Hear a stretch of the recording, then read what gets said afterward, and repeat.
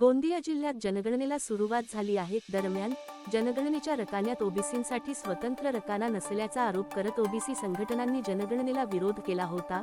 या पार्श्वभूमीवर आमगाव तालुक्यातील आसुली ग्रामपंचायत अंतर्गत येणाऱ्या पाटीलटोला, कोसमटोला, चिंताटोला येथील स्थानिक नागरिकांनी जनगणनेवर बहिष्कार टाकत असल्याचे बॅनर लावले आहेत.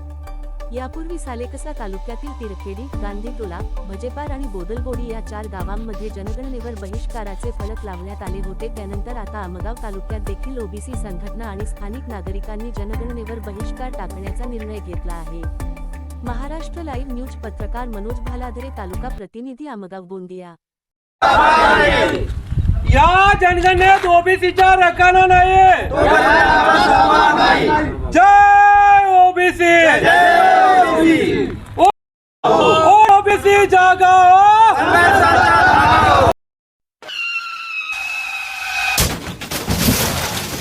आता गाडीवर मोबाईल नंबर नाही तर इमर्जन्सी QR कोड लावा, जे तुम्हाला अडचणीच्या वेळी मदत करेल.